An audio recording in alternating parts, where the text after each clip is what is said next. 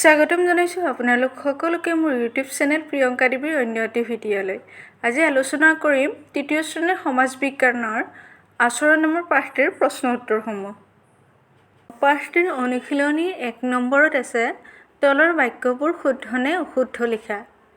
ক, ছাত্ৰ ছাত্ৰীয়ে ৰাতিপুৱা সোনকালে শুই উঠিব লাগে। উত্তৰ হ'ব শুদ্ধ। খ, খং উঠিলে বয় বস্তু দলিওৱা অভ্যাসটো বেয়া। উত্তৰ হ'ব শুদ্ধ। গ, মানুহৰ সৈতে কঠোৰ আচৰণ কৰিব লাগে। উত্তৰ হ'ব অশুদ্ধ। ঘ, যান-বাহন নিয়ন্ত্ৰণকাৰীৰ নিৰ্দেশ পালন কৰিব নালাগে। উত্তৰ হ'ব অশুদ্ধ। ঙ, বিপদত মানুহক সহায় কৰিব লাগে। উত্তৰ হ'ব শুদ্ধ। 2 নম্বৰ, সজ আচৰণৰ অভ্যাস আমি বিদ্যালয়ত কেনেদৰে গঢ়ি তুলিব পাৰোঁ। উত্তৰ হ'ব সজ আচৰণৰ অভ্যাস আমি বিদ্যালয়তে গঢ়ি তুলিব পাৰোঁ। যেনে ক, বিদ্যালয়ত ছাৰ বাইদেউৰ কথা মানি, আৰু খ, বিদ্যালয়ৰ প্ৰাৰ্থনা সভা, শ্ৰেণীকোঠা, সভা সমিতিৰ নিয়মবোৰ মানি। 3 নম্বৰ, সমনীয়াৰ সৈতে কেনে আচৰণ কৰা উচিত।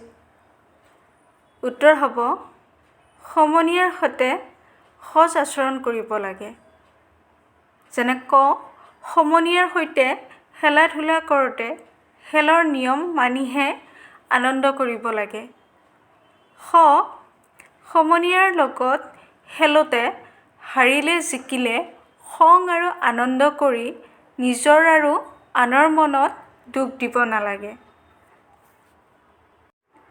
4 নম্বৰ, ৰাজহুৱা স্থানত মানুহৰ আচৰণ কেনে হ'ব লাগে লিখা। উত্তৰ হ'ব ৰাজহুৱা স্থানত আনৰ অসুবিধা হোৱাকৈ একো কাম কৰিব নালাগে। ক, ৰাজহুৱা স্থানত য'তে ত'তে লেতেৰা বস্তু দম কৰি ৰাখিব নালাগে। খ, ৰাজহুৱা স্থানত ট্ৰেফিক পুলিচৰ নিয়ম নামানি আগবাঢ়িব নালাগে। 5 নম্বৰ, সজ আচৰণৰ ক্ষেত্ৰত পালন কৰিবলগীয়া 4টা দৰকাৰী কথা লিখা।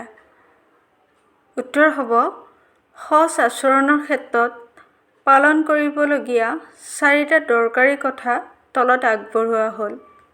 1 নম্বৰ, বয়সত ডাঙৰ আৰু সৰু সকলোকে সন্মান আৰু মৰমৰ চকুৰে চাব লাগে। 2 নম্বৰ, বিদ্যালয়ত ছাৰ বাইদেউৰ কথাবোৰ মানি চলাটোৱেই ছাত্ৰ ছাত্ৰীৰ প্ৰধান কাম। 3 নম্বৰ, কোনো মানুহৰ প্ৰতি কেতিয়াও কঠোৰ আচৰণ কৰিব নালাগে। 4 নম্বৰ, বিদ্যালয়ৰ প্ৰাৰ্থনা সভা, শ্ৰেণীকোঠা, সভা সমিতিৰ নিয়মবোৰ মানি চলিব লাগে।